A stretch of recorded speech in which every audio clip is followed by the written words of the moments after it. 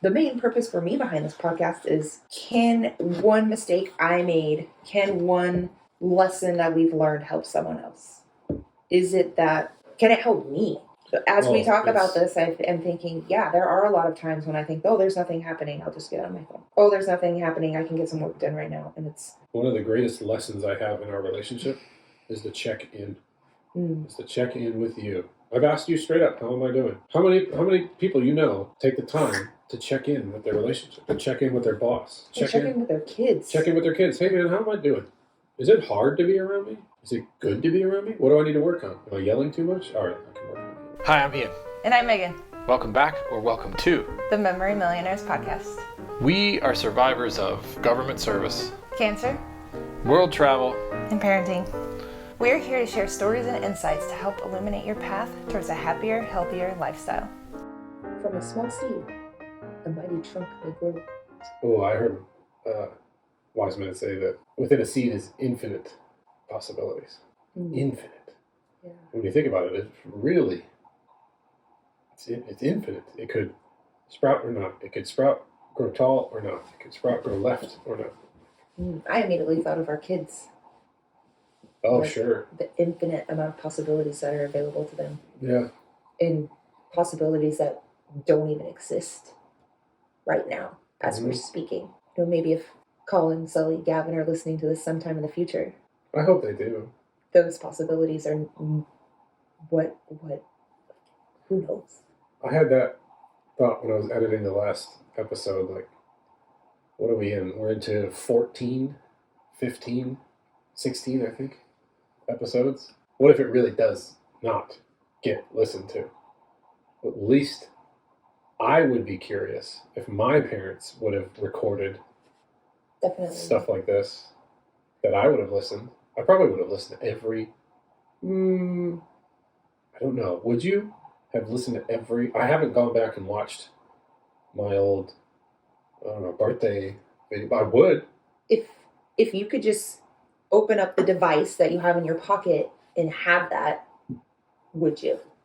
Because I think that's I think that's our barrier is if there's some of these instances that we talk about where I think I talked about to you about always being like in front of the camera and being told to knock it off don't perform. There's a camera that we rented for the birthday party for you, but don't perform in front of it. Don't hog the, I don't know, ambiance. Like, don't be a show off, whatever it is. Don't be a show off. But if I had access, I just had a memory. You asked me the other day, since having kids, are memories coming back to you? And I said, no, I just kind of remember them as no. One just happened.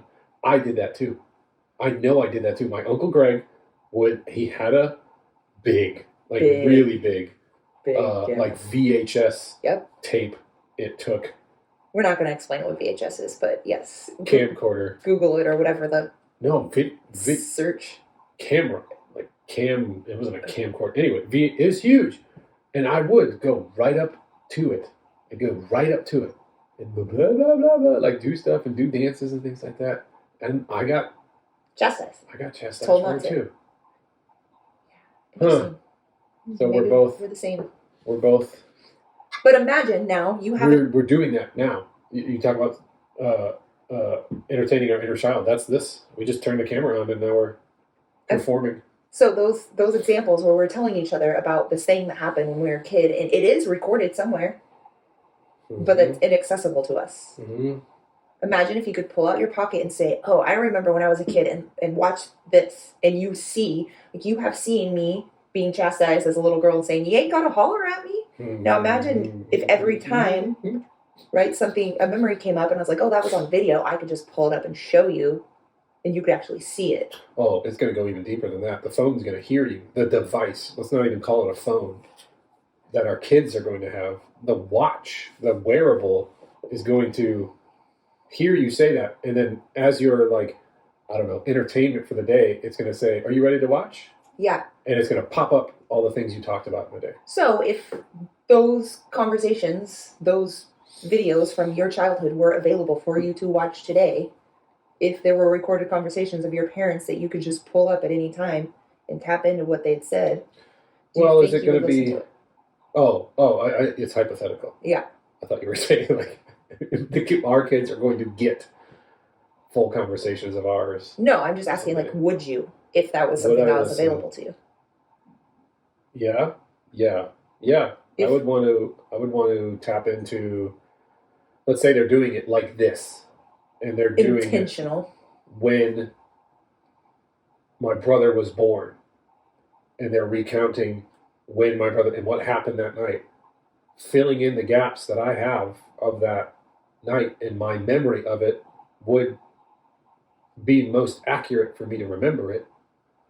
So I would look, and I'd probably find out I was wrong about the power going out, my going into the garage to get a flashlight to help my grandma and grandpa. And then when it was time to go, it was super stormy, and we weren't sure if we were even going to go to the hospital. And we did go to the hospital, and I did get to hold him, and I said, "He's heavy." And I remember those things as like my first person view, but I've also been like told, yeah, that's what happened. So that's why it's solidified. But yeah, if I could see them recounting how that was like 3 days difference, that would be something I'd look into. Sure. So you're saying one day Gavin, who is in a belly and then in the world inside this first season, is going to one day get to go back and learn. Yeah, he could see his birth video. Well, it's not video, it's like a slideshow. Wow. Mm-hmm. Well, if we conserve it, like if we, preserve it somewhere. Yeah, we just talked about what do you do with your old, because I bought a new laptop and I'm migrating things over from my old one. And I said, what are we going to do with all these iTunes? Like I have gigs worth of iTunes data that I don't click on. I don't click on any of that stuff anymore. I just go to Spotify. So what's that 75 gig worth of precious, original, not original? How much did you pay for that on iTunes? Oh, no, I didn't pay for much of any of this. Okay. This is Kazaa and no, I should say maybe half of it was CDs. Actually, like CDs. Imported into the laptop CDs. Yeah, when our kids are listening to this in the future, they're going to hear words like... They just did, yeah. VHS and CDs. Kazaa, and they're going to have no idea. What's the equivalent for like our parents? I think an equivalent... No, not really. Tower Records subscriptions. Yeah, like the Columbia House. Mm-hmm. Yeah, 8-track tapes. I envied people with it. I never got that. I never got any of that. I was so sheltered. Why do we even sit down and have these intentional conversations? Why do we? You and I? Yeah. We're called to. I believe we're in an attractive and entertaining form of a relationship. I think it needs to be shared because we are people are shocked when we talk about spending 10 months on the road together and we loved it.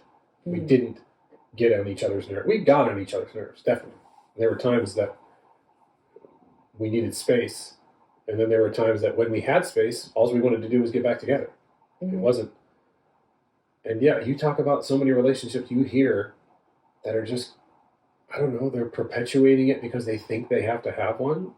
Whereas we're perpetuating it because we keep getting better. Mm. So I feel called to share this. We're the performative people that get in front of a camera and want to blah, blah, blah. And so might as well direct that energy into something good, trying to alleviate some suffering.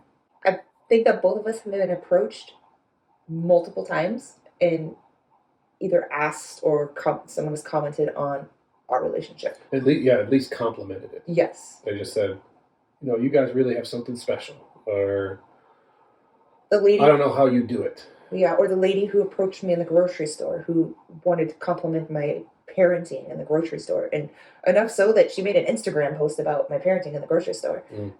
Mm. Clip. Yeah. I don't know. How do you pull a clip of someone else's? I don't know, but she told me her Instagram handle and, I like randomly remembered it yesterday. And then it's like, oh, I'm going to find her. And then her pinned post was talking about me and how I was talking to our son in the grocery store. And I think the way that we parent is a reflection of how we are in relationship. It's not a burden. It's not a burden. It's not. None of those relationships are a burden to us. They're difficult. They're challenging. We appear burdened by our kids. Like just the other day, my brother-in-law said, "You look tired." I'm like, probably. I probably look tired. I feel fine, but yeah, I might look tired because I'm tested a lot. We've learned to be in relationship, though. Through bad examples. I think the way that we've learned to be in relationship, despite the examples that we were given, has also given us the license to parent differently as well. We saw and were given examples of marriages and relationships that weren't happy, weren't successful. Successful. They were base successful. We are here. We are well. Both of our siblings are well. They muddled through it just like we are, just with a different energy, like you say, that was not happiness. So I think that us figuring out our relationship and joy and love in our relationship has also given us the license to say, okay, we did things differently as a couple, dating and married couple. And we also, from that experience, learned that we can also parent differently than the examples that we have seen, both in our own lives and in society. How did we date different? We were cautious? We didn't. Yeah, I think that we were cautious. I was cautious when we were dating. I rushed into and had high expectations going into most of my other relationships. All of my other relationships. I didn't have no expectations for dating you, but I limited them to just trying to get on another date, just trying not to screw up the next date, trying not to get too ahead of myself, like, I'm going to marry this girl, she's going to love me, blah, blah, blah. No. We're going to go where next? We're going to go to Seattle next? Okay, where should we go? Space Needle and Pike's Place. Yeah, that history we had of our own histories, which were influenced by our parents, right? We decided to change at some point. We decided to say, okay, that... After some terrible relationships. Right. That isn't working. Yeah. No, well, I had a terrible one. I don't know that yours was terrible. Well, I wouldn't say I had any terrible relationships. I just would say that I was a serial, like, all right, on to the next, and like, needed to have someone in my life. Like, I needed something, a relationship. Mm-hmm.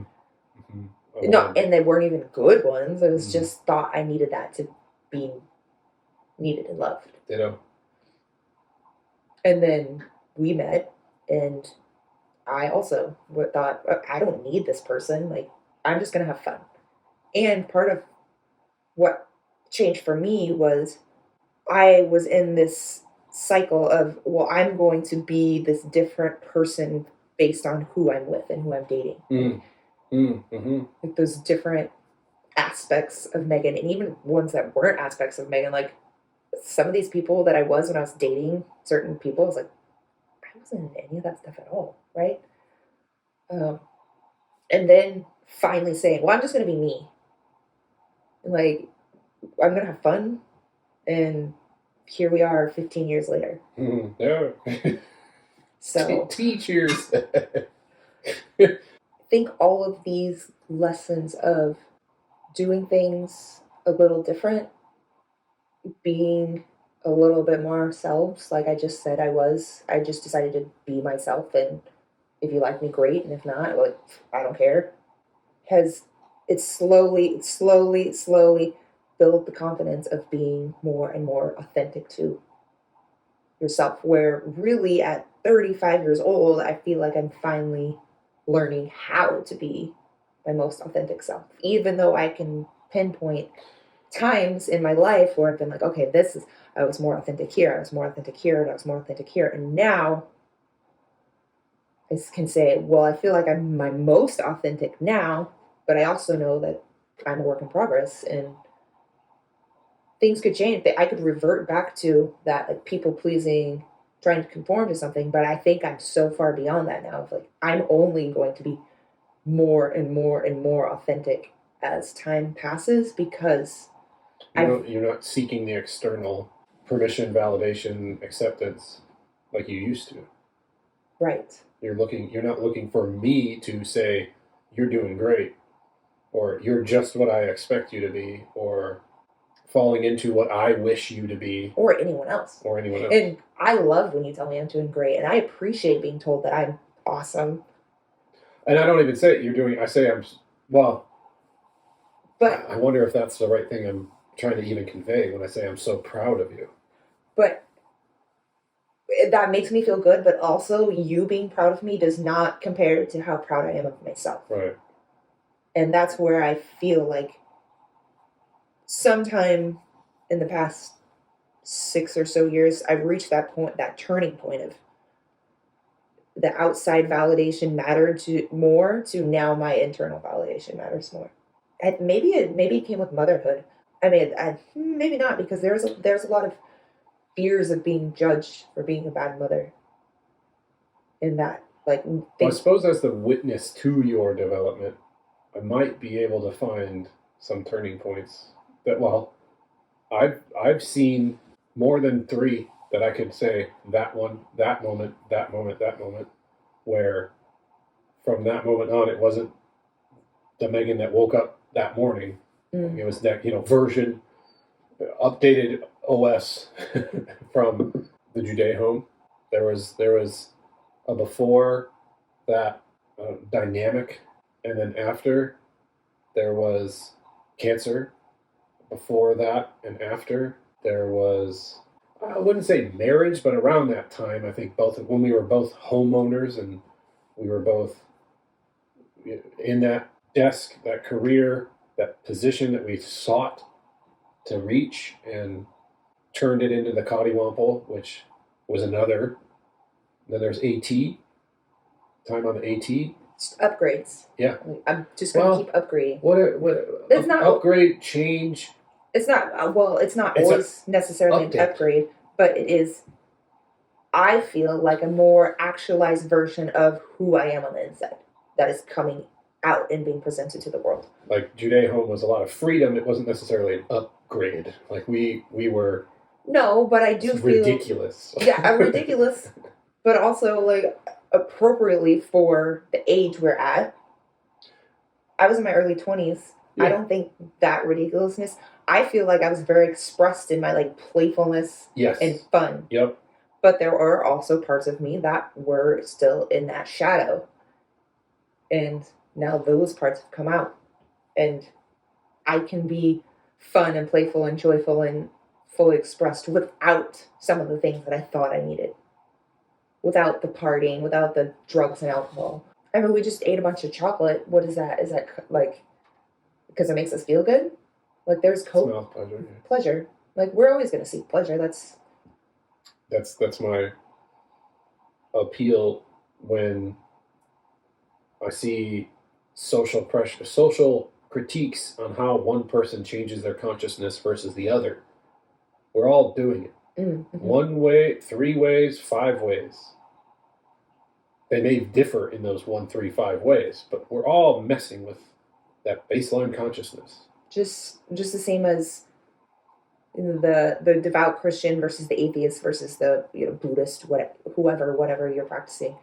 The atheist says, I'm not devout to God, and the Christian says, well, I'm not this. They're all putting stock into this different belief, right? Even if the belief is disbelief, like we're all seeking pleasure. We're all putting stock into the thing that, like, the validation of believing what is our existence. Not just messing with consciousness, but defining it. Yeah. We're all trying to define it. We're all trying to mess with it. Yeah, even if you don't think you are, there's probably an infinite number of ways that people are seeking to alter or understand. Yeah, including through relationships. Yeah. Bad ones, good ones, complementary, contradictory. Exploring this life and our role in the life. So we, as a couple, have come together to complement each other's lives and it's been incrementally complementary, so much so that we don't understand how some people could go through one that is so contradictory that we would sit here in front of a video again and play and demonstrate, hey, it doesn't have to suck. It doesn't. We don't have to sit down and be quiet inside of the play, inside of this consciousness. You can jump around in front of the witness and have a good time. That's often where I'm at as let's say I'm in training. Maybe it's even like driver's ed, and I'm the one that might raise my hand and say a joke. I'm the one that's in the room saying, hey, we're all in a room learning how to drive together. Like, we don't have to be so stuffy, serious, and bored and sad. Jester, the joker. And I'm brave enough to do it. I'm vulnerable enough to do it. So that's me in front of the camera again, just like when we were kids, being like, hey, it's all a game. Like, it's all a game. Chill out. So the two of us together, are here again in front of a camera saying, why don't you have a good time? Yeah, and I've heard the critique of, oh, well, you're lucky. Isn't it nice to have the luxury, the privilege in your life? Yeah, sure it is. Aren't you? Yeah, isn't it nice that you have the privilege to have a healthy relationship and be able to sit in front of a recording device and talk to you? And I say to that, yes, I do feel very fortunate to have that privilege, but it does not have anything to do with luck. Sure. No. Yeah, you have the privilege of having a difficult childhood. You have the privilege of being, forced, convinced into massive amounts of debt inside of a collegiate pursuit that wasn't yours. You had the privilege of those poor relationships that you thought you had to be in order to validate yourself. You had the privilege of being broke and living on your friend's couch when your opportunity came to meet me, and your preparation in that realization that you didn't need to just perform for anyone anymore and you were just going to be yourself. That it all comes with a price. Like, everyone's life has some form of privilege with a price paid to reach it. Even Bezos, even the kid on the corner that you see in downtown Poulsbo with a blanket and a donut. Like, that doesn't sound like a good time, but that was his choosing. And whatever, he's not suffering. He's getting free donuts on the corner and drugs and whatever else he wants. I talked to him. I literally talked to him and said, why are you here? Why are you here? He said, because I want to see my family. I said, you see him as they drive by? He says, yeah. I said, well, what else do you do? He's like, drugs. Oh, okay, well, there he is. There's his level of privilege. So no, and those people that come at you with oh, aren't you privileged? Got it. You have a problem. I don't. Yeah, that's more and more that I mostly realize this in myself is when someone else does or says something that I think I have one of those thoughts of like, well, aren't you lucky? Or, ooh, I can't believe they said that. My old response was like, ooh, look at them. Like, ooh. Now they bought their second house on Bayward Island. Now my response is, what is that activating in me that agitates me? Mm-hmm. Why does that upset me or make me angry? Because it's not their fault. Same thing that our parents were doing to us as kids, playing in front of that camera. Why, they didn't have that same emotional intelligence to look inward and say, why am I telling her to sit down? Why am I telling him not to do that? But it is they couldn't see themselves interrupting that broadcast or that video. So they say, don't do that. You shouldn't do that, because I wouldn't do that. Mm-hmm. So it's into don't smoke marijuana, but you should definitely take painkillers if you have a little pain. A lot of them. In fact, here's 800 milligrams of them. Over the counter too. Go ahead. Wreck your gut. Wreck your body. But don't you smoke that. It'll make you a little weird.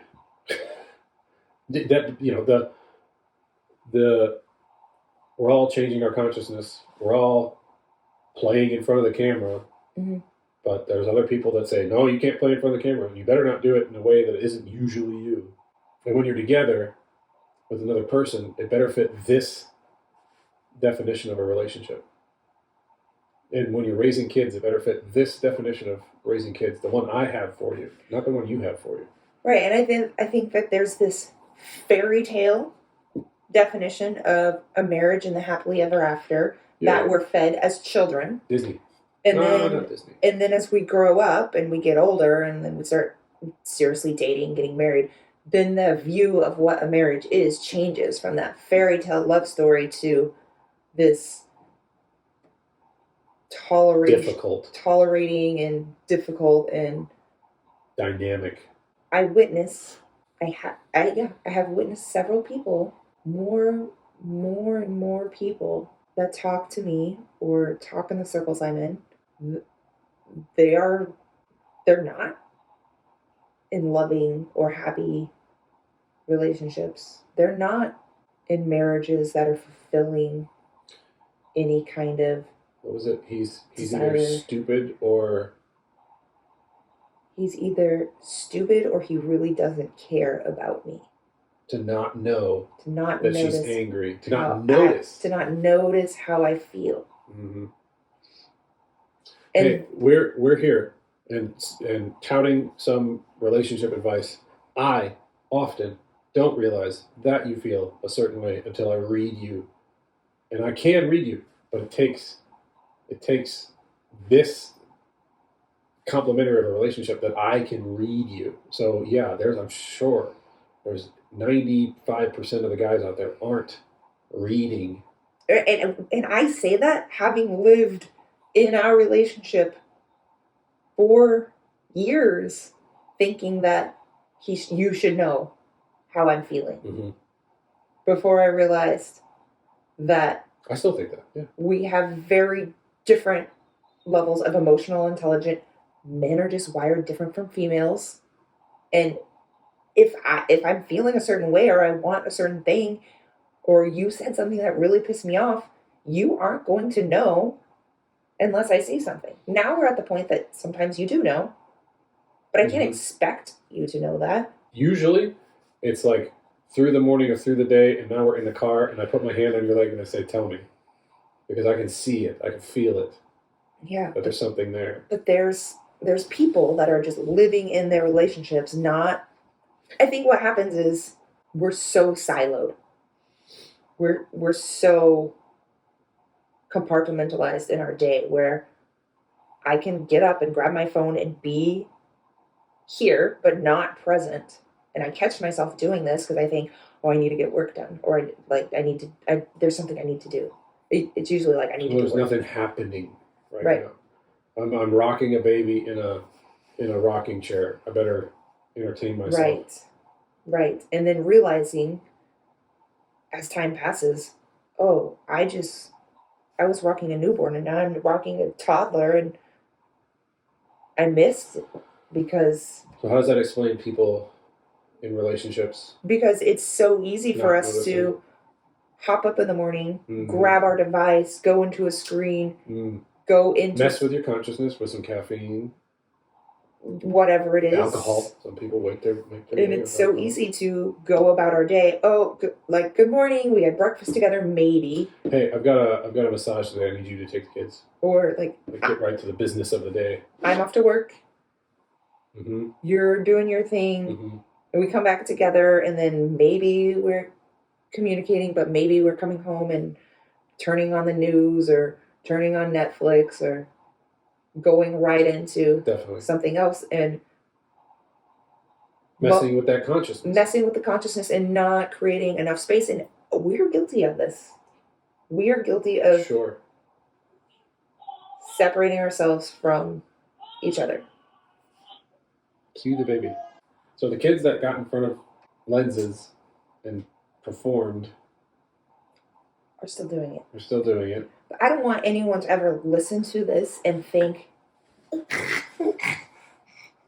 the things that we are talking about, I don't want it to sound like we think that we are like achieving all of these things that we're saying are good for us and that we should be doing, right? These are all things that we need to work on. These are 15 years of working on things and doing it wrong. And the main purpose for me behind this podcast is, can one mistake I made, can one lesson that we've learned help someone else? Is it that, can it help me? So as we talk about this, I am thinking, there are a lot of times when I think, oh, there's nothing happening, I'll just get on my phone. Oh, there's nothing happening, I can get some work done right now. And it's one of the greatest lessons I have in our relationship is the check in. It's the check in with you. I've asked you straight up, how am I doing? How many people you know take the time to check in with their relationship, to check in with their boss, check in with their kids. Check in with their kids. Hey man, how am I doing? Is it hard to be around me? Is it good to be around me? What do I need to work on? Am I yelling too much? All right, I can work on yelling. Or with you, how am I doing? You say, you're doing great. It's like, oh, well, I kind of feel like a wreck. I don't know that I'm doing great. A lot of people find it hard to be honest with each other. Oh, I'm fine. Oh, you're doing okay. You're fine. It's fine. I'm fine. Fine is like the worst. Fine is the worst answer to how are you or how am I doing. Fine is, what does that mean? Well, so then let's get another call to action going. Check in with your relationship. Ask for 3 things you're doing well and 3 things you need to work on.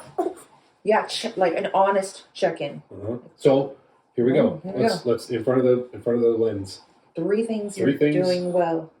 We're One is doing well, and 3 things one needs to work on. Okay. You're doing so well caring for these kids. Well, in somewhere I think you're doing well too. You're doing so well caring for these kids. Like they are something else. Like this one is just, he's still attached to you, even when he doesn't want to. Look at him.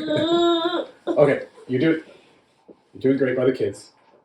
You're doing great by the kids, and I talk to a lot of people who talk about themselves being the primary parent, and I don't feel like that we have that primary, secondary parent role. Like, I do feel like Gavin needs me more because I nurse him. But apart from that, I don't feel this, like, it's all on me. Or it's mostly on me. I don't, and so I guess that's my compliment towards, or what you're doing well is sharing the load. You're sharing the load in a way that makes me really happy, because I do remember telling you at some point, if we were going to have more kids, I wanted you to be more present with them. But I also don't hear a lot of people talking about how present their partners are in parenting. So thank you for your presence. I think you can work on your discipline. I hear you say it too, that you need more clearly defined boundaries to your working hours, to your play hours, to your schedule. I think I need that too. I think you're doing exceptional in your health. I mean, who could create a more challenging environment to be healthy in than having 3 kids in the course of 5 years with a cancer and a privileged fridge, a privileged lifestyle where we can have cake, we can have beer, we can have you. As a beer guy, we could have all these things that were our coping, our conscious changers, and you said no to them. You managed your health, so I think you're doing great in that. So kids, health, aspirations, you're doing phenomenal in your aspirations. You aspire to be a coach, done. You aspire to be a facilitator, done. You aspire to be a nutrition coach, done. You aspire to be a content creator, a course creator, in progress, more than in progress. It's happening. Your courses are being bought. Okay, I'm going to give you, you're doing great with parenting. I need to work on my anger. Just inside, I know I need to work on my anger. Well, I appreciate that, and I think that your anger is, yes, definitely something you need to work on, but comparatively, like, not an issue. Well, but I don't find good. I'm better than most dads, but I could be better than this dad. Right. I can be a better dad. You are doing so great connecting with other people. Just going out and meeting people, talking to people, helping people without anything in return. Often. I don't know if that's The flip side of that yeah. is that you can get better at your time and what you give to people is worth something. And it's okay to ask people to pay you for that. And we also need to get better at connecting. Of like some nights we're in our work, we're doing our things, and we don't have that like. Last night before bed, we had a really like great conversation before we went to bed. But some nights it's like you're doing your thing, I'm doing my thing. We go right to bed, and that's not just a you thing, but that partly stems from you're not sticking to your discipline of things that you tell other people to do, which is you say I need to stretch every night, and you are a lot of nights, but a lot of nights it's with a screen, which contradicts what I hear you tell everyone. For free. I'll tell you for free what you can do to get better sleep, which is things I sometimes do. And what is one of your biggest complaints of right now is not getting enough sleep, right? Yeah. Quality sleep. Yeah. My sleep hygiene is poor. I advise others on sleep hygiene and then choose poor hygiene. Do what I say not to do. Same thing for me as coach. Cobbler has poor shoes. It doesn't have to be. It doesn't have to be that. I give you 2 of each. Oh, I have one more. Could be doing better for you too. Okay. Stop walking past things. Pick up that sock. Pick up that book. That thing that you put on the stairs to get to go through. Stop walking past them. I can't keep up. I cannot keep up with 5 people, myself included. I'm guilty, and I'm working on it. But if I'm working against 5, even knocking out the one that is me means there's still 4, and I can handle a little bit of the 3 boys, the clutter. I have your last one. It's just remembering how little all of our boys are. How little they all are. How fragile and emotional and out of control, and they're going to be that way for a long time. And it's going to go from this to at some point they're going to be out of control and emotional going through puberty, and they're going to be in love with some girl, and they're just going to want to do this thing, and mom and dad, you never let me do anything I want. And we just got to love them more and more and more. Mm-hmm. Love them more and more, and remember that their brains are still broken. There you go, folks. Here are the kids in front of the lens, still dancing around, but with a purpose now. Focus on your relationships. Oh, okay. I have one more thing that you're doing well. Okay. Because I think I only give you 2. We can go back and watch it. I'll put a counter. We have a dream.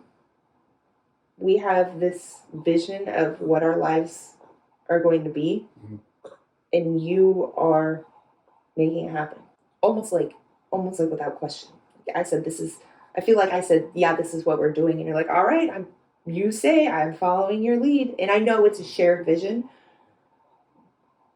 But when I said this is the year we're making it happen, you got behind me, and I just told you I felt it, that I knew that this was the year that we're changing and we're doing the thing that we've been talking about, and you just charged ahead, and I appreciate that. It's not hard to follow someone who, no matter what's in their way, they overcome it, they accomplish whatever it is. I'll follow that person. Never. Good thing it's me. Yeah. I love you. Oh, very much. Wait, don't go. If you found value in this episode, please subscribe and share via review or post how this episode complemented your life. Thank you for listening. Connect with us on Instagram or Facebook at Memory Millionaires. Be well.